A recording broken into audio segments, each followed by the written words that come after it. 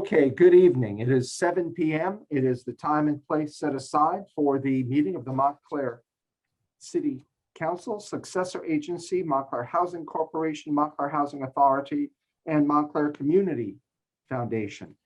We welcome everybody who is with us this evening, both here at City Hall, our council members who are Zooming in, and our members of the public. I will call the meeting to order. Our invocation tonight will be led by Pastor Joe McTarsney of Calvary, Montclair, and our Pledge of Allegiance will be led tonight by Council Member Martinez. Pastor McTarsney. Thank you. Please join me in prayer. Our Father, we thank you that you are faithful to hear and receive our prayers this evening. I praise you, Father, for the leadership of our city, who has made the many different adjustments to navigate us as a community so our city could continue to function and provide services to our residents. Oh Lord, may you continue to grant each one of our leaders wisdom, flexibility, and may we all be in unity moving forward in the same direction. We pray especially for those on the front lines that you grant them success in their work, renew their energy, and sustain them. And I pray that you protect each and every single one of our leaders and their families and our community. We thank you that you are a caring shepherd that walks with us. We pray this in Christ Jesus' name, amen. Amen. Please join me in the Pledge of Allegiance. Thank you, Council Member. Ready? Begin. I pledge Pledge allegiance allegiance to the flag of the United States States of America and to the republic for which it stands, one nation, nation, under God, indivisible, indivisible, with liberty and justice for all.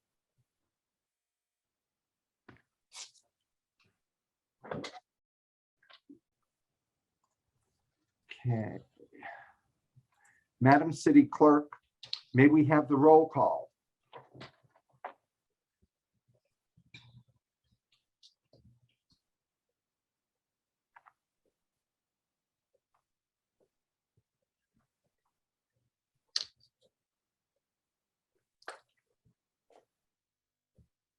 Is she on the call?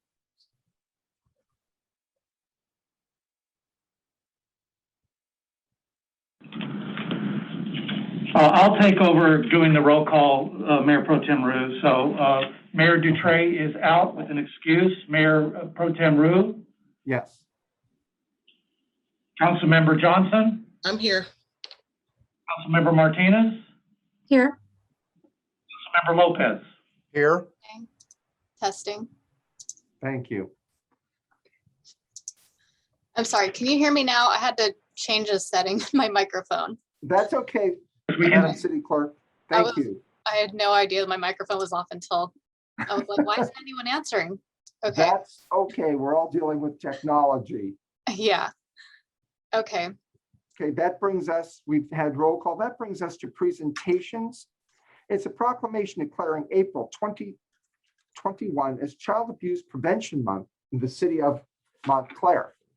Our presentation will be by Doreen Ivory from the Children's Network of San Bernardino County, and she will accept the proclamation from us. Is Ms. Ivory there here tonight? Yes, I am. Oh, welcome. Thank you. Do you want me to talk first? Oh, or- yes, please. It's Okay. time My apologies. to- No, thank you. Thank you so much, esteemed city council members and Mayor Dutray. I understand you're not here, but thank you as well.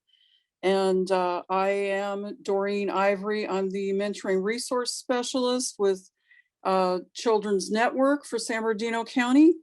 And mainly what Children's Network does as their main purpose is we are the child prevention council, so to speak, for San Bernardino County. And so everything that we do throughout the year is pertaining to some sort of child abuse prevention or education, Also, we have program and information on father engagement and mentoring and numerous other activities that surround benefiting and preventing issues with our families and children. So April, as you did mention, is National Child Abuse Prevention Month. So every April, our month is very busy performing a lot of different activities and events. And we just wanted to let you know how appreciative we are of your ongoing support in this matter every year. Child abuse comes in many different forms, and it can include physical abuse, emotional abuse, sexual abuse, and neglect. And we recognize that the detrimental effects that child abuse and neglect have not only on the victim's health and well-being, but on the health of our communities. And studies such as the Adverse Childhood Experiences, or ACE study, demonstrate that children who experience severe adversity and maltreatment are far more likely to experience negative health and behavioral health outcomes later on in their life. Abuse and neglect not only leads to communities that are less healthy, but also less productive and less safe. Especially this past year that we've gone through with the pandemic, the way our children have been placed in such an isolated situation. There has been many studies and data observing the decline in child abuse reporting to the child abuse hotlines. However, there's also been a notable increase in domestic violence calls. So we need to realize and acknowledge that in this time that we're facing, and still we're trying to come out of it, but we're still in the midst of experiencing it, is that many of the normal people we relied upon to provide be the eyes and ears for our children and make these child abuse reports have been our teachers and care providers, that child care providers, that many of which have been separated from our children and our students. So we just need to acknowledge that all of us are able to report suspected child abuse. And this can be done anonymously just by calling 211. And just dialing those 3 numbers, the caller will be connected directly to the child abuse hotline. And each one of us in our communities serves as the eyes and ears of our cities. And it only takes a minute to make a call that might help a child or family in need. So again, I just want to thank everyone for your ongoing support, and just ask that you continue to send out the word to your residents regarding reporting child abuse and how we can prevent it. Thank you. Thank you, Ms. Ivory. And I know the 311 number is also anonymous. Am I correct? It's actually 211, 211. and yes, it is. You can 211 is basically a resource phone number that is administrated through Inland Empire United Way, and it also has a direct link. If somebody calls that number to report suspected child abuse, they have the number for the child abuse hotline that they directly transfer them to. So they don't have to remember the 1-800 number or anything. They Right. just need to dial 211. Thank you. Uh-huh. Appreciate that. And I know the city has sent a proclamation over to your organization, the Children's Network. Thank you. Thank you so much. Okay, that brings us to our public comment this evening. Mr. Mayor Pro Tem, Yes, if I may, just a Yes. comment regarding the resolution or the proclamation we just awarded to Miss Ivory. This is something that I probably have never mentioned at all in all my years of being active publicly here in the city of Montclair, and certainly not as a council member. But I figured, why not? There might as well just go ahead and say it'd be appropriate given what we are just designating. I am a victim of child abuse. My abuse was sexual in nature. It lasted about 4 to 5, maybe 6 years at the most. And unfortunately, it was done at the hands of an older male relative. It's a very painful and daunting and scary undertaking to harbor and to hold. I believe, if I'm not mistaken, I remember the day, but I think I remember the age. I finally told my parents about it at the age of 17, holding it in all those years, thinking that one, it was my fault, or what could I have done differently to have prevented it. But it's something that weighs on you for certain, and it contributes to anxiety and a whole range of other emotions.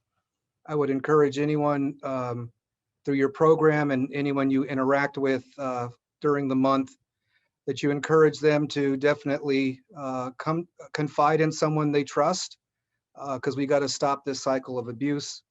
Like I said, I knew my abuser was a relative. That relative is no longer with us, but I had always said before he had left that if he wanted me to come to his bedside and apologize, I would absolutely go to his bedside and I would absolutely accept the apology. I learned to understand that it wasn't my fault, that I had nothing to be ashamed of. And it took a lot to finally overcome those feelings and to come to that determination and that belief. I know I'm one of thousands throughout the country. I would hope that I would be the last, but I know I'm not. So I am glad that we're honoring or recognizing this month, designating it as National Child Abuse Prevention Month in all its forms. I commend you for your work. You're doing God's work. And I think of the young boys and girls like me who were in my situation when I was younger. God help them. God help their families. And thank you, Miss Ivory. I appreciate it. thank you, council member. That brings us to public comment. I do know we will hear from Jennifer Shaw with the Southern California Edison Company, but Madam City Clerk, do we have any requests to speak during public comment this evening? I did not receive any advanced requests, but it does appear that there are some hands raised in the audience. Okay, what I will do then is have Ms. Shaw make her presentation, and then I will take the attendees who have raised their hand to speak. So next will be Jennifer Shaw from the Southern California Edison Company. She'll be talking about her community information on the upcoming project to replace streetlights throughout Montclair. Ms. Shaw.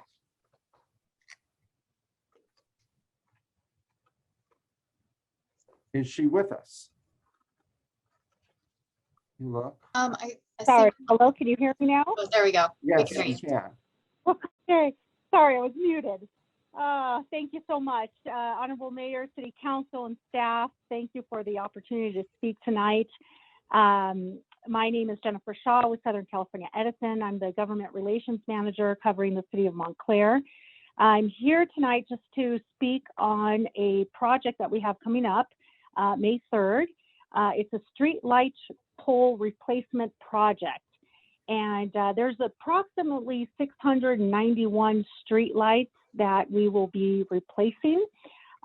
They've come to the end of its life and we need to replace them. It's going to take about approximately 30 days to complete. starting from May 3rd, ending to June 11th. Those homes that live in front of or adjacent to a street light will receive a door hanger 1 week before we start. And also today, actually, a two-man crew with a pickup truck should have been out there marking where we will be putting those new street lights. The contractor will be Amaron. They're a contractor that has been working with us for over 50 years, so well trusted. Each street light will take about 3 days to replace if all goes well, to uplift the pole and then put the new one back in. So it should be quickly done in 3 days. You should not see any power outages because of this. And again, if you live in front of or adjacent to one of these street lights, you will receive a door hanger approximately 1 week before we start. If there are any questions, any concerns from the community, I have sent over to, I believe, John Wen in the city clerk's office, a copy of that door hanger, what it would look like. If you need me to resend it again, I can do so. But on it, we'll have a phone number of the Streetlight Program Department, direct line to them, 714-796-9869. Again, that's 714-796-9869. And of course, you can always reach out to me as well. My phone number is 626-695-5437. And I believe that's all I have, unless there's any questions. Are there any questions from the council members? Okay, I do have one or two, Ms. Shaw. Thank you for being here tonight, and we wish you could be in person, but we're all doing what we can right now. Yeah, me too. With the cost of the streetlights, will this be passed on to the consumers? So a direct cost to the city of Montclair, no, it won't. But of course, with any operations and maintenance, it's all passed through the rates, through the rate case. We always request a rate case every 3 years that gets approved by the CPUC, the California Public Utilities Commission. They either approve it, deny it, or decrease it, and that's how it gets recovered. But a direct cost to the city of Montclair, no. But the ratepayers, perhaps in 3 years, will see this cost in potentially in the form of higher electric bills, correct? Correct, throughout our whole service territory. And we're doing this project throughout our whole service territory. We just finished up with the city of Chino, and now we're going to start with Montclair, and then we'll move through our service territory. I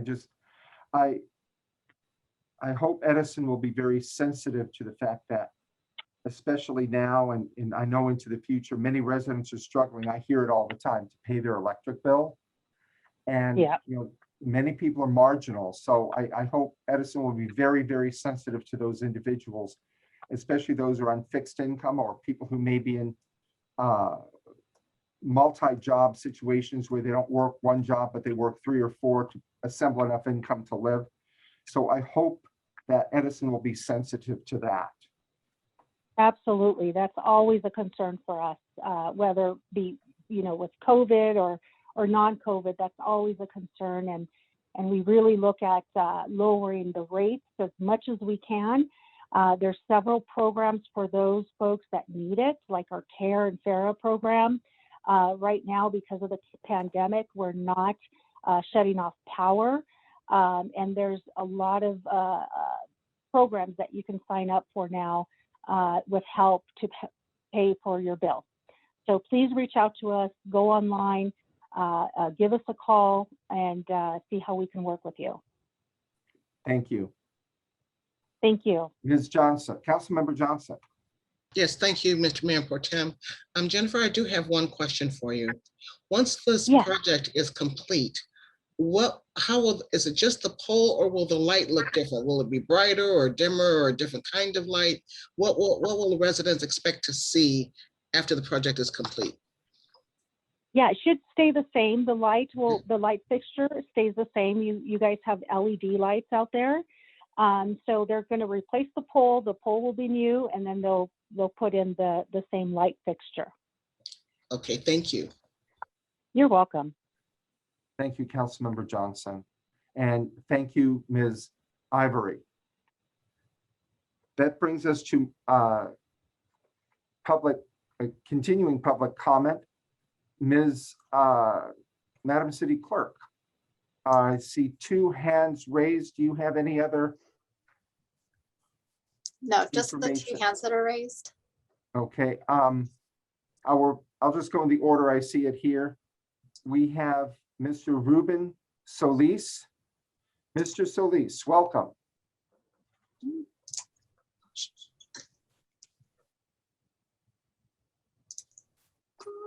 I think Oh my his gosh. microphone is off. I'm sorry. I think I was trying to unmute him and I accidentally okay. muted him at the same time. That's all right. We all know we're Mr. dealing Solis, with. can you please unmute yourself one more time? Oh, okay. Hello, can you hear me? Yes. Yes, welcome, Oh, Mr. okay. Solis. Hello, hi. I was actually in the last meeting that you guys had about 2 weeks ago, and so the question that I wanted to ask was, or what I wanted to bring up was, so we have a house right here on Kingsley. It is on Kingsley and in between Central and Monta Vista, and it was mainly about the street sweeper that comes in.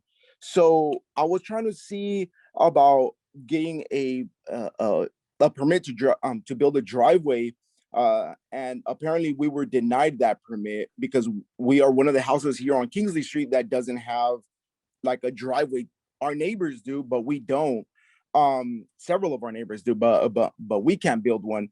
So I kind of want to see about that, and also about I see on the map that we should only be having street sweeper once a week, but yet we have it twice a week. And the issue is that in back of us we have a whole bunch of apartments off of Canoga, and I want to say like what is that, Fremont, off of like Fremont and Canoga. There's a lot of apartments, and every single Sunday and every single Tuesday it is the exact same thing.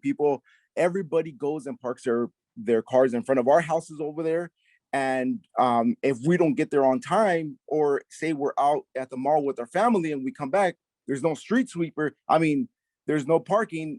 We literally have to wake up at 6:30 in the morning to make sure that we don't try to get a ticket anywhere and try to park it either by where Portales is at, or by the liquor store, or try to find somebody, maybe if somebody leaves early, in order for us to try to find like a parking. So my biggest thing was about getting a permit to build a driveway, or if there would be a way that maybe us people on Kingsley could have a different route from the people that live on Canoga. Thank you, Mr. Solis. Perhaps we can have somebody from Public Works, if you'd like to leave your contact information, and someone from Public Works would be able to contact you about that. Would that be acceptable? Yeah, that would be great. Yeah, because Okay. we, like, just this year alone, there's been times, I'm out on Sundays, I come back Monday mornings, I'm like super tired to wake up at 6:30 in the morning, or even there by 7. This year alone, I've gotten from February to now, I don't know, maybe like 3 tickets, maybe 4. So I mean, it's an inconvenience for us, and I'm pretty sure the people that live on Canoga Street, because if they don't find any parking on Canoga Street, if they don't find any parking in the front, then they have to deal with it on coming Monday morning. Right. Yeah. Okay. Madam City Clerk, would you be able to contact Mr. Solis and obtain his information so that we can pass that along to Public Works and see what Yes, we can do? he could also just email it to me at cityclerk@cityofmontclair.org, and I'll pass that information on to the appropriate person. If we were in person, we'd have all of this because we'd have a card to fill out, but we're not in person right now. So we're doing the best we can. But Mr. Solis, I know somebody from Public Works will look into that for you. Is that okay? Mr. Mayor Pro Tem, Yes. clarifying question to the speaker. Mr. Solis, real quickly. You stated that you have to sometimes park all the way by Los Portales. What, your house is closest to which street, Central or Monte Vista? What's the proximity from that area you're saying you may have to park to where your home is? Okay, so let me see. I live in between, give me 1 second. I live between, I live closer to Central. I live right here on Kingsley, really close to Marion. Okay, I now know. All right. Yeah. Okay. I was gonna say, if you were closer to Monte Vista, that's one heck of a walk if you were Right. parking at Los Portales, but Yeah, that- no, I live closer towards Central area. So, so sometimes like at 6:30 in the morning, we have to wake up and go park towards like, like the 99-cent store, like the Portales over there and stuff. well, And then walk all the way back. I frequent Ramiro's quite often. I know exactly the area that you're talking about. So I just Yes, wanted sir. to understand where you were located. That's all. Thank you, sir. Okay, you're welcome. Thank you. Okay, and next- another, and one more Yes, thing. What was the email address again? cityclerk@cityofmontclair.org. Okay, thank you very much. thank you. Our next speaker is Bruce Culp.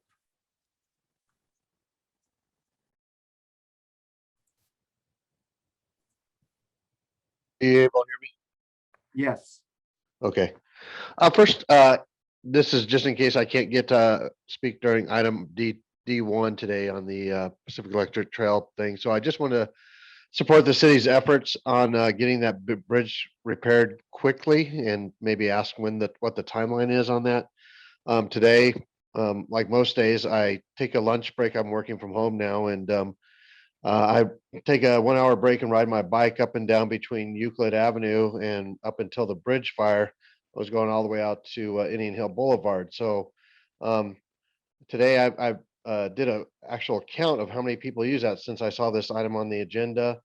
And I passed by at least 30 people coming or going from the city of Montclair on the trail. So and that's just in a 1 hour time frame. So my guess is we get at least 100 to 200 people a day that go across the Pacific Electric Trail along, the Montclair area, Montclair Upland, Claremont area, and definitely on the weekends when I'm doing my running. There's lots of families that cross that bridge, either going to Claremont, downtown Claremont for breakfast or along that. So I'm very glad to see that item was on the agenda today. I was going to ask about it anyways. So thank you. And actually, I have more comments later if there's an opportunity to speak on D1. Second item I wanted to bring up was just a question or an update on, since we're one day away from 420, was the cannabis ordinances. Haven't heard a lot about it lately. I know that there was promises made to have that brought up at the council before the November elections. Obviously, there's something happened there, and I was told shortly after that there would be something. So if there's some point in time during later on in the meeting where somebody could give us an update on those ordinances, they need to be passed to provide safe and legal access to cannabis within the city. And then finally, the Gold Line update. If there's anything on the Gold Line update that we can get, I know that there's a couple $1 trillion of funding that's hopefully going to be approved by this summer, and that would hopefully get us some dollars to the Gold Line to Montclair finally, which is desperately needed. Thank you. thank you, Mr. Culp. Okay, let's see. Seeing no other members of the public wishing to speak, I will move on to item number 7, public hearing. It is the second reading to consider adoption of ordinance number 21-995, amending section 836090 of the Montclair Municipal Code to eliminate commercial truck parking on Brook Street and on Palo Verde Street. And we will have that presentation tonight. Yes, Mr. Mayor, members, Mayor Pro Tem Rue, members of the City Council. This, of course, is the third presentation of this particular item, so I'll keep my comments brief. As you know, proposed ordinance number 21-995 would eliminate the current provision in the municipal code that allows commercial vehicles having manufacturers' gross vehicle weight ratings of 10,000 pounds or more from parking on Brook Street and Palo Verde Street, as well as other public streets in the city of Montclair. Parking would have to occur on alternative private property or commercial sites rather than on city streets. Over the last decade, the number of commercial vehicles that are illegally parking on city streets, both in the permitted areas and outside of those areas, has increased significantly, creating a number of regulatory problems for the community, including visual blight, traffic dangers such as site restrictions, long-term parking issues, on-street repairs to commercial vehicles, access and mobility issues, and complaints from residents. In 2020, the Public Works Committee did endorse removing permission for the on-street parking program for commercial vehicles in excess of that gross weight as indicated. And they made that recommendation to the City Council. At its March 1st, 2021 meeting, the City Council asked that this item go back to the Public Works Committee for a reevaluation. It did go to the Public Works Committee on March 18th, and the Public Works Committee, after reconsidering the item, did again recommend back to the City Council adoption of ordinance number 21-905. The fiscal impact on the organization would be not discernible. We do not anticipate any impact on the city's general fund related to this. There may be some minor impact related to the loss of parking citation revenues, but other than that, it would be minimal. Staff's recommendation is that the City Council adopt ordinance number 21-995. Thank you, Mr. City Manager. I see Councilmember Lopez, you have your hand raised tonight. Yeah, just a quick comment. After bantering this issue back and forth for a couple months now, you know, the city of Claremont has a complete ban on overnight parking for everyone. That includes residents, even on their streets. We're not at that point. I would hope that we never get to that point. I think with respect to commercial vehicles, I think this is a needed and common sense ordinance. I know that it adversely affects one particular business owner in town, and I wish it didn't. That said, I was curious, did the one particular business owner reach out to staff since either the Public Works Committee meeting or the council meeting to try to address their issues of concern? Well, he did participate in the March 18th Public Works Committee meeting. I believe that you might recall his comments at that particular meeting. And then he did make comments at the last meeting of the City Council related to the first reading. I do not see that he is on the list of attendees this evening. So beyond that, I'm not aware, unless Mr. Castillo wants to comment as to whether or not he's contacted him directly. However, we have made available copies of parking places in the community as well as surrounding communities where he can take his vehicle to park on private property or other commercial type properties that lease space for this purpose. Although I do understand that that was not a course that he wanted to consider. I bring up the comment only because, or the question rather, only because he stated he had some additional information that he was dying to share with staff that would hopefully come for us to come to a different conclusion. Just wanted to know if he did that or not. That's all. But that having Mr. What's that? Castillo does want to comment on that. Okay. Mr. Castillo. Hello, can you guys hear me? We can. Yes. Excellent. Good evening. The resident did reach out to us just to obtain the list that we have previously provided to him of locations where he could obtain parking. Other than that, he did not provide any additional information to us. So I believe that that item is settled as far as we can tell. Thank you, sir. Are there any other questions from the council? Mr. Mayor, I would move that we adopt. If you can wait a minute, I have a question. Oh, sorry, sir. That's okay. I was just waiting for, I'm very torn on this issue. We rely on the trucking industry and the truckers to bring us goods.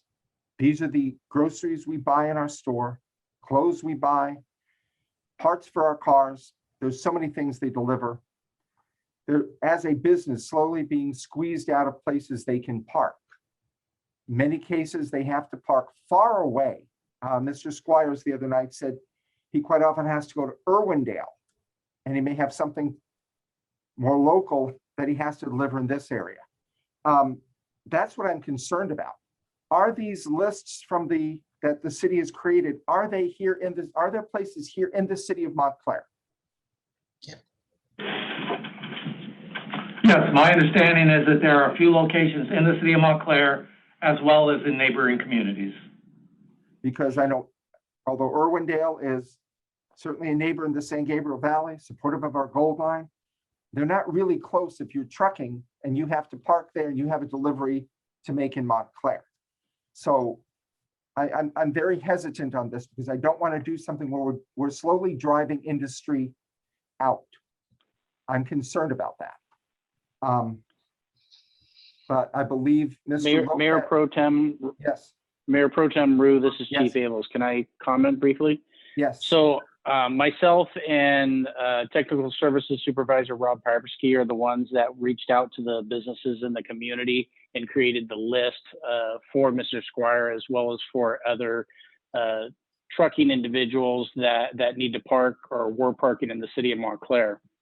The list consisted of 6 locations. 4 of those locations consisted of areas within Montclair, down on Brook Street and State Street. And if I remember correctly, Mr. Squire had commented about parking down on Brook Street at one point in time, as well as up on Arrow Highway at one point in time when those parking areas were available. So it wouldn't be any greater distance than he had already been parking his vehicle in those areas. But to make things a little bit easier, we also did look at the surrounding communities, one of the locations being in the city of Ontario and another location being in the city of Chino. So that provided some measure of latitude in which he could look at what was going to be best, or any other individual could look at what would be best for them is where they were running their business out of and where they could park. I think that what we've done is probably a pretty good job at providing them some locations that they can park those vehicles here in the city of Montclair, with 4 of them being down in the general area of where we already authorized truck parking previously. So if there's anything more we can do, we can try, but I think we've done a pretty good job at trying to find locations for Mr. Squire as well as any other individual that may need to park a truck in the city of Montclair. Okay, thank you, Chief. Mr. Lopez, you had a motion? Oh, yes. I move that we adopt ordinance number 21-995 to be read by title and number only. Further reading be waived. Is there a second? I'll second. It has been motioned by Councilmember Lopez, a second by Councilmember Johnson. Madam City Clerk, would you please read or do the roll call? I'm so sorry. Yes. I'm sorry, Mr. Mayor Pro Tem, did you accept any public comments on this item? Oh, okay, we need to open it for public comment. That's right. I'm so sorry. Is there any member of the public who wishes to comment on this? Yes, I believe Bruce Culp had his. Oh, okay, there it is. I'm having to switch back and forth between panelists and attendees to see who has their hand up. So Mr. Culp. Yes, I just, I wasn't going to comment on it, but when they talk about the list, I thought just a couple thoughts. And I know some of these are not city property, such as like the Metrolink Trans Center or the Trans Center at Montclair could possibly be. I know that probably belongs to the state of California, so you'd have to get in contact with them. But I thought maybe that was a good place. Plus, it has public transportation, some bus lines that might go back down to where this resident in question lived, and so it might make it a little bit of a cheap way to get back home, back and forth between the bus or this truck and his home. And the other thought I had was if the locations were close enough, within the city of Montclair, which it sounds like there are, you have the ability to use Uber or Lyft to get back and forth for maybe about a $3 or $4 ride. So hopefully the solutions that were provided are economical for this gentleman. Like you mentioned, Councilman Rue, that we're squeezing our truck drivers out, and we just want to make sure that they're, we're as accommodating as we can be, and respectful to the other residents in the local area as well. Thank you. Thank you, Mr. Culp. We That concludes our public comment. We have a motion by Councilmember Lopez, a second by Councilmember Johnson. Madam City Clerk, would you do the roll call? Councilmember Lopez, Aye. Councilmember Martinez, Aye. Councilmember Johnson, Aye. Mayor Pro Tem Rue. Aye. Thank you. That's 4-0. The motion passes 4-0. That brings us to item number 8, our consent calendar. Is there anyone on the council who wishes to pull an item? Okay. Seeing no hands raised, I would entertain a motion for the consent calendar as presented this evening. Yes, Mr. Mayor Pro Tem, I will move to approve the consent calendar as presented. Thank you, Councilmember Johnson. It has been motioned by Councilmember Johnson. Is there a second? Second. A second by Councilmember Lopez. Madam City Clerk, would you please do the roll call? Councilmember Lopez, Aye. Councilmember Martinez, Aye. Councilmember Johnson, Aye. Mayor Pro Tem Rue. Aye. Thank you. That brings us to item number 10, a council workshop, presentation of potential pension and infrastructure bonds. This, the City Council will consider continuing this item to an adjourned meeting on Tuesday, April 20th, 2021 at 6 p.m. And that will be tomorrow. That brings us to item number 11, communications. There are no department reports. Is there anything from the city attorney? No, I have nothing this evening. City manager, executive director. Yes, Mr. Mayor Pro Tem Rue, members of City Council, I'll respond to a couple of issues that were raised this evening. One was about the cannabis ordinance.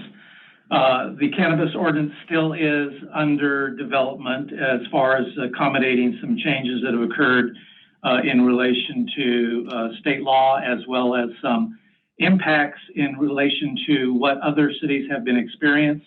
Unfortunately, during the last year, COVID-19, believe it or not, got in the way of further action and development of the ordinance, simply because the activities that the city was addressing during the year took most of our time and attention away from things like the cannabis ordinance and other activities that were able to be put back on the back burner. But we will be revisiting the issue later this year and hope to have it before the council for your consideration sometime in the fall.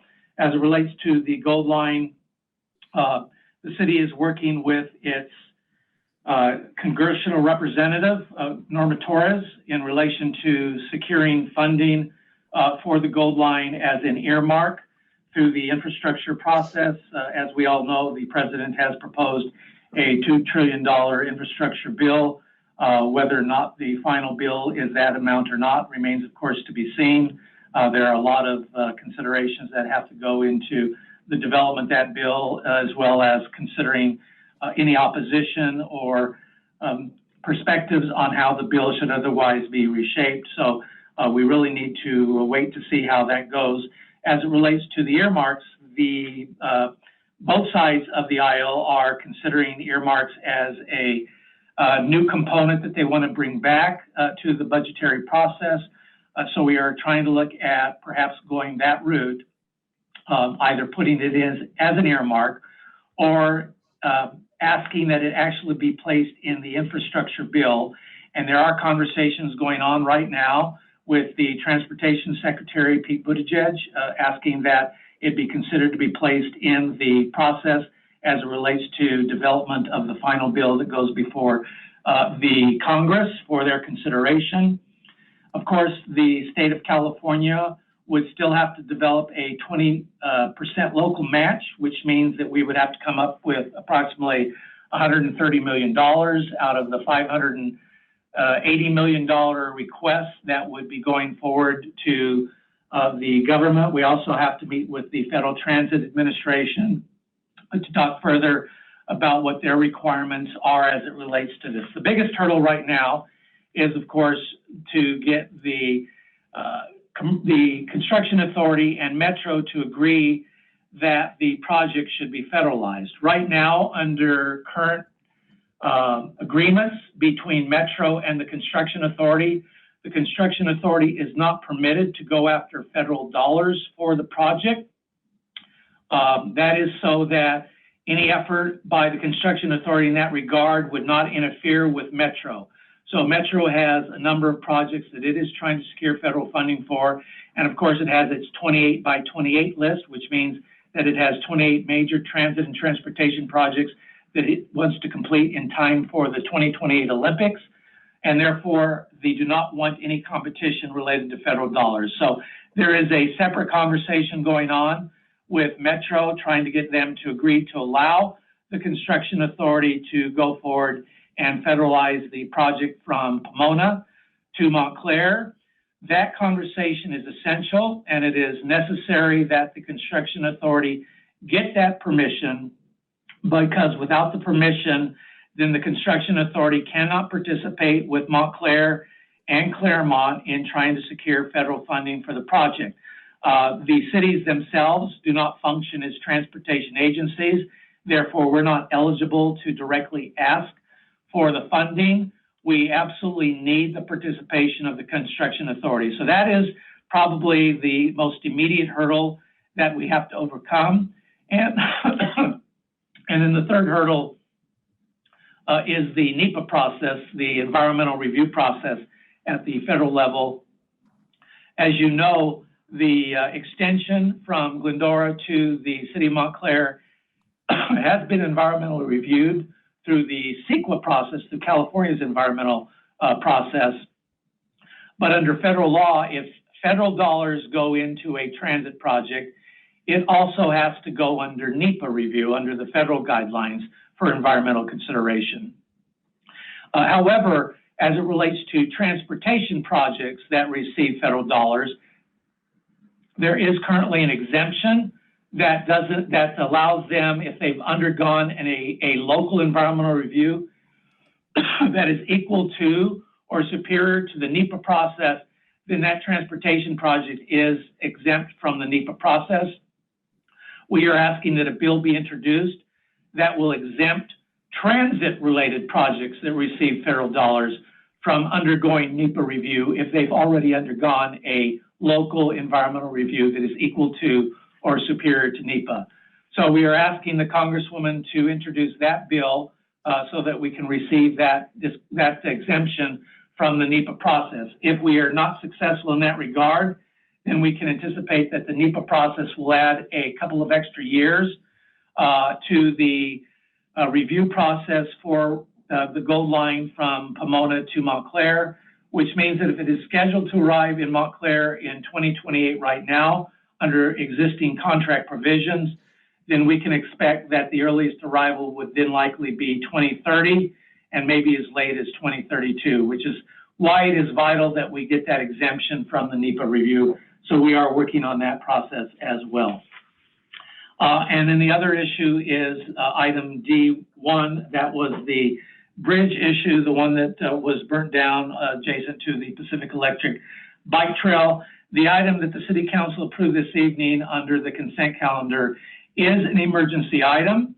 And because it is an emergency item, staff will be moving at all haste to secure the necessary approvals to move forward with installing the prefabricated truss bridge that will go at that location. The existing bridge is a wooden bridge, and in order to avoid any future fire or arson or any other activity that would result in damage to a wooden bridge, we feel that a metal truss bridge is the more appropriate direction to go. And we are considering a prefabricated truss bridge that will simply be constructed and dropped in location. So there are a few things that we still have to have considered, and one will be, will there be a requirement for environmental? We will also have to talk with construction contractors as well as engineers to determine what necessary requirements are, related to construction of a foundation. When all of those components are in place, then the prefabricated bridge can be put in location. So we are anticipating that once we go out and secure bids on this particular project and complete the other necessary reviews, it is potentially possible that we could have this truss bridge installed within the next 6 months, and maybe much earlier than that, perhaps as early as 3 months. But everything depends on, of course, what needs to be done in demolishing the existing bridge and preparing the foundation. I believe that concludes comments related to items that were raised earlier in the meeting. Thank you, Mr. City Manager. That brings us to item number D, the announcement of vacancies on the Planning Commission and the Community Activities Commission. There are at present 2 vacancies on the Planning Commission and 3 vacancies on the Community Activities Commission. For anyone interested in applying, you may apply at www.cityofmontclair.org. Applications are due by May 4th, 2021 at 5:30 p.m. And if anybody wants more details, it will be on the website, or they can call the city clerk. That brings us to item E, council members and directors. I will start off by asking everybody who is eligible, which is just about everybody now, and who is able to obtain a coronavirus inoculation to please schedule to do so. We are fortunate that we have many regional sites in our area, from the convention center, the Speedway, to the Fairplex, giving people an opportunity to receive those inoculations where nearest to their home or where they may work or travel. I also want to comment on the Gold Line and follow up with what our city manager said. Mayor Dutre represents SBCTA on the Gold Line, and I represent the city of Montclair. And I want to reiterate the tremendous support at the Gold Line on getting it to Montclair. Every city along the line, Irwindale, Azusa, Glendora, San Dimas, Laverne, Pomona, Claremont. I'm probably leaving 1 or 2 out. Every meeting, it's how supportive they are of bringing this to Montclair, how it's part of a regional solution, and how they are all so strong to get it to Montclair. That's the type of support we need. These are our neighbors over in the San Gabriel Valley who see that the future is going to be in commuting between our area, the San Gabriel Valley, and back. I also have some passings to mention this evening. It is with sadness we acknowledge that Hollis Judkins, one of our former Community Activities commissioners, passed away on Thursday, the 15th. Hollis served with distinction on the CAC. She was very much involved in a part of this community, and it almost wasn't an event if Hollis wasn't there. We send our condolences to her family.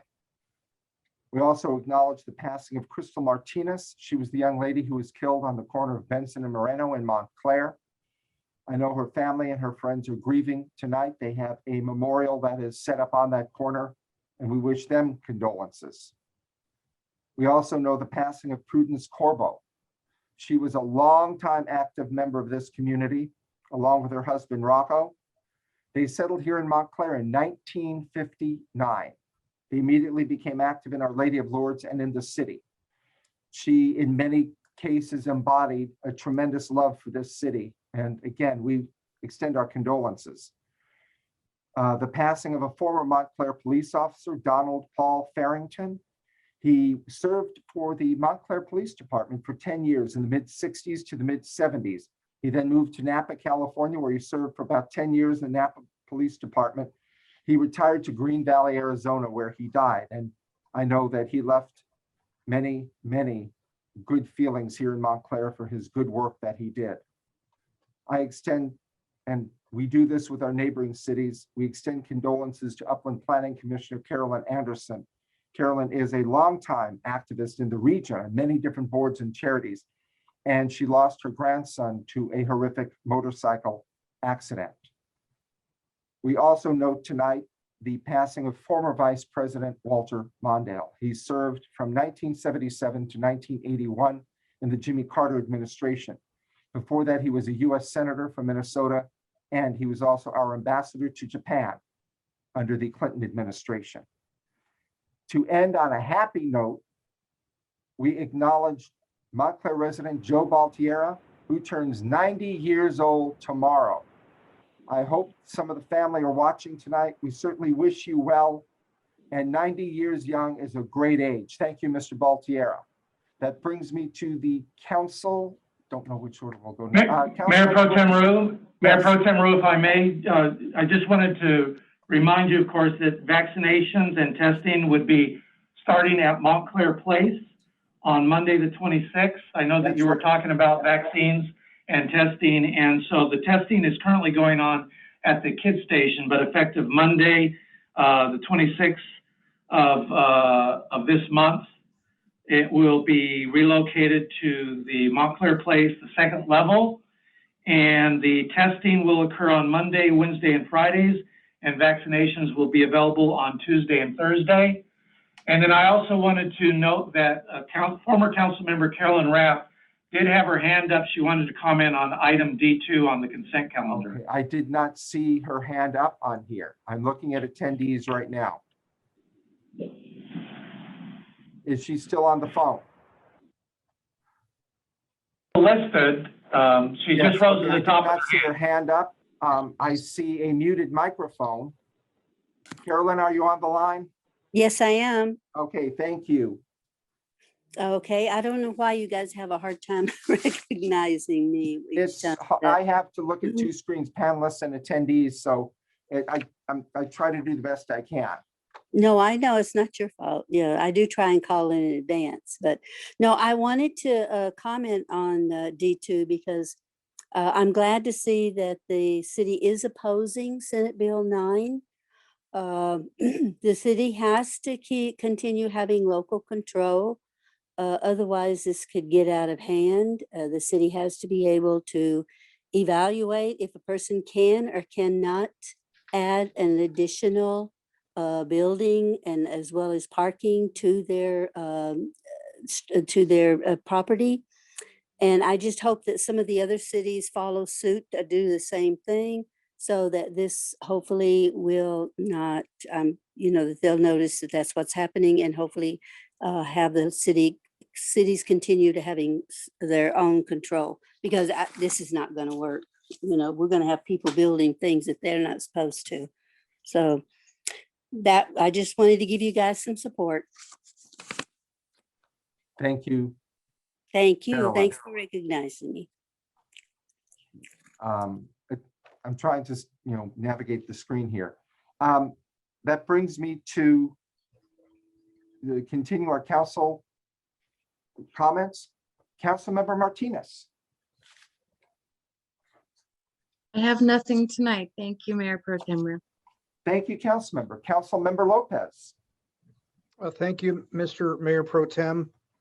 In keeping with my updates about the freeway construction, I have a few items, by the way, but the first is the tomorrow night, although this is not in Montclair, it will no doubt affect us in Montclair. Tomorrow night from 10:30 to 5 a.m., Euclid Avenue, the off ramps and on ramps at Euclid and the 10 will be completely shut down. It'll only be open to local residents. So that will inadvertently or directly back up traffic beyond both directions and into our city. So be prepared if you are traveling during those late and early morning hours. Monte Vista, according to SBCTA, Monte Vista Avenue, as we know, is under construction, and they're still going to reduce it to one lane, which it presently is. However, nighttime hours, some of those lanes at Monte Vista will be completely closed. They will give notice when that is going to happen, but the complete closure of Monte Vista during nighttime travel will no doubt be affected. So be aware of that, and that of course affects our residents around Monte Vista. Being that I live real close there, I'm well aware of those impacts. Another item to bring forward, a request that for the next agenda on May 3rd, I believe, we also take a position against Senate Bill 210. Back in March, at our March 15th meeting, we voted to expend roughly $4,200, $4,400 to purchase a license plate reading program or software device to assist with vehicle identification for our police department. Senate Bill 210 would actually require that any data that does not match a hot list, as it's quoted, to be destroyed within 24 hours. That would no doubt undermine the very intent of why we purchased that program, as investigations take longer than 24 hours. So that bill would undermine the very expenditure that we just made in March. So I think it would be prudent upon us to take a position to oppose SB 10. So I'd like that agendized, please, if we could. Also, since the unfortunate incident in Ontario regarding the fireworks explosion and other devices there, I have been inquiring of our city manager and police chief and staff regarding our fireworks ordinances, restrictions, fines, and whatnot. They've been very attentive in providing me answers and explanations and ordinances here in the city. But what I'd like to do, based upon some discussion from residents on social media and requests that we revise and look into this issue, perhaps we need to add language to our ordinance to tighten some of our ability to fine residents that don't abide by the fireworks ban, whether they're fabricating, making them here in Montclair, selling them, storing them to the extent that the resident in Ontario did. I'd like for us to either at the May 3rd meeting or the May 14th meeting, have an informational item and presentation from staff at one of those meetings that we can look into this, and therefore we can, based upon that discussion, we can decide what action we need to take further. If that could be agendized, please, I would appreciate that. Couple more items.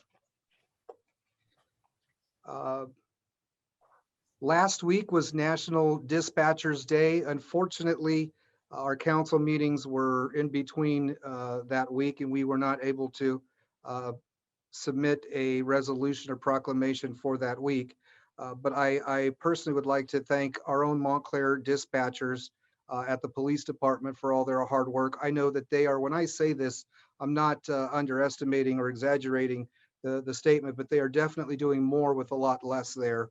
And they're holding up the fort very well with the very few staff that we had with respect to dispatchers.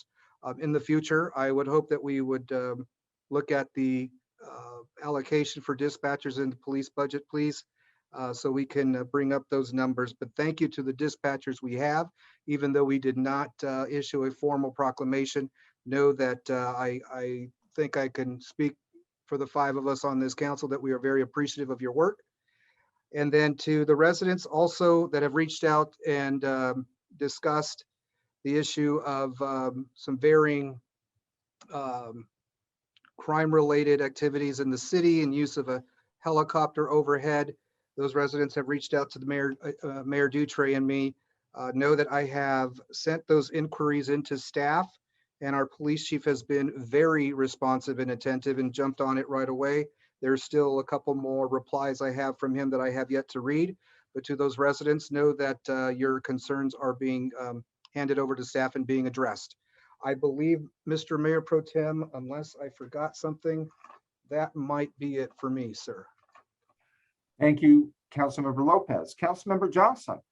Thank you, Mayor Pro Tem Maru. I just have a few items tonight. I have a few announcements, and then I have one question for City Manager Starr. So I think I'll start with a question and then I'll do my announcements.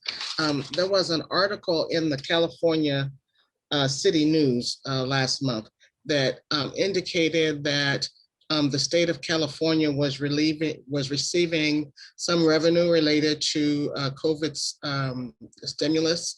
And that article, listed every county in the state of California. According to that article, for the county of San Bernardino, was receiving over $422 million. And it looks like, according to that article, the city of Montclair was going to be receiving $7,544,747. Mr. City Star, can you verify that that information is correct or not? Yes, that information or the numbers that you just indicated were approved by Congress earlier this year. It was part of the president's first coronavirus relief package bill that he had put forward in front of Congress for their consideration. And Montclair is allocated to receive $7.5 million. That is allocated over 2 tranches, which means that we will receive half of it this year and the other half 1 year later.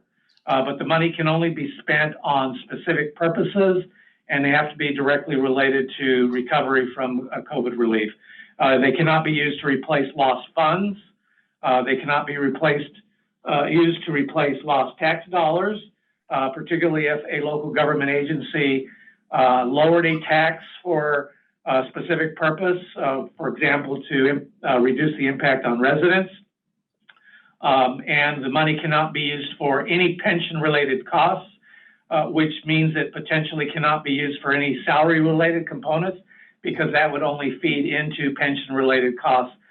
So there is some concern as to what exactly does the language mean that was in the bill that was approved. So we're waiting for actual guidelines from the Department of Treasury to indicate what exactly the money can be used for. And if the money is not used by December 2025, it all has to be returned to the federal government. So we just need to wait to see what the DOT provides as far as guidelines. Okay, well, that was going to be my follow-up questions, is what can we use it for? And so I'll stand by to hear when you have that information. But what I know with absolute certainty, we don't want to give any money back, so we'll have to figure out what to do with it. Thank you, Mr. City Manager Starr. And then the comments I have are about, there's a few. So we know that students are going back to school now. And while we didn't see, as of this morning, there were not a lot of students on the street, but I want us to be really careful now as as our students are going back to school. They need to be careful, and we need to be careful. So as parents, one of the things that we can do is to make sure that we allot enough time to prepare children to get to where they need to go, so they don't have to jump out of the car and scurry. And we don't have to scurry, and it will be a calm morning. So we need to make sure that they have time to do what they need to do. And then we need to, hopefully people will always walk on the sidewalk and not in the street.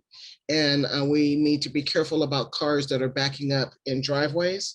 And certainly we should be crossing in crosswalks, not darting across the middle of the street, because cars don't expect us to be in the middle of the street, and they may not be able to see us in time if we're not in the appropriate sidewalk.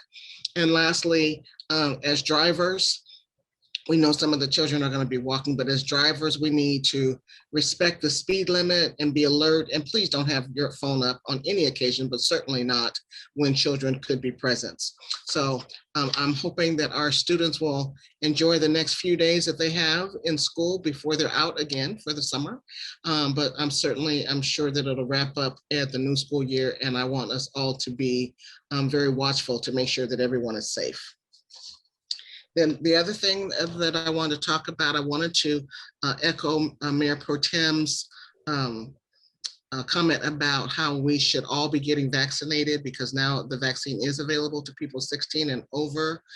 There is the city of Montclair, in concert with San Bernardino County Supervisor Kurt Hagman, are hosting a vaccine event this coming Saturday, April 24th, from 10 a.m. to 2 p.m. right here in Little Old Montclair at Alma Hoffman Park. So you do need to register for an appointment. Hold on, I'll tell you where that, you can go to myturn.ca.gov to register for an appointment. That's myturn.ca.gov. And you can get an appointment. Those appointments will be available on Thursday, and you can come right here by home and get your vaccine, and that'll protect you and everyone. So please do that. And then I was really saddened when one of my favorite stores, New York and Company, left Montclair Place. But I'm delighted that starting a week from today, that will be the vaccination site. It's a pretty big space. And so they'll be able to do everything that they need to do. And by the way, as you're on your way to the vaccine site and to get your test done, there's lots of shops open in Montclair, so stop by. And then the last thing I wanted to talk about was there is a homeless family here in the city of Montclair who is going to be very excited very soon. Our code enforcement officers, Gabe Fonterio and Rob Hargett, have done an outstanding job of addressing our homeless population here. There is a family, it's a single mom with children. One of her children is a 30-year-old autistic person. And our code enforcement officers were able to talk to them and get them placed in a temporary housing in a hotel. So they're right now living in a one-room hotel. But because of Mr. Fonderio and Mr. Hargent's efforts, when they have partnered with Metro Honda and Acura, as well as the Christian Development Center and Bethany Baptist Church, a mobile home has been purchased for them and has 4 beds in it. And as soon as it is secure, it has been paid for already. We just need to get it here to town. And so that family will be able to move out of the hotel room and into a very nice mobile home that sleeps 4 people. There's 4 beds in there. So kudos to our team, kudos to our code enforcement team and the partnerships that they have developed. And I believe that's all I have tonight. Thank you. Mr. Mayor Pro Tem, I might want to, Mr. Mayor Pro Tem, if I may add to what Councilmember Johnson just stated, we do anticipate receiving additional trailers, maybe as many as 3 more. And we are also expecting to obtain, at least assist with the rent for 2 houses in town. And that will be coming before the city council in the future. Thank you. I know the Pastor Rucker Christian Development Center has also been looking to a tiny homes program, and I've been talking to him about that. These are good solutions. Some of the tiny homes can literally be clicked together. There's a place in Azusa that makes them, and essentially they bring them in, they click them together, and they're very, very nice. I've been able to see them. So I think there's some good solutions out there. And you know what part of the problem with homelessness is, as we all know, we have to build more housing. We just have to have more. And so we'll continue to monitor that. That brings us to item number 12, adjournment to the workshop on Tuesday, April 20th, 2021 at 6 p.m. We thank you for your participation tonight and look forward to seeing most of you tomorrow. Thank you.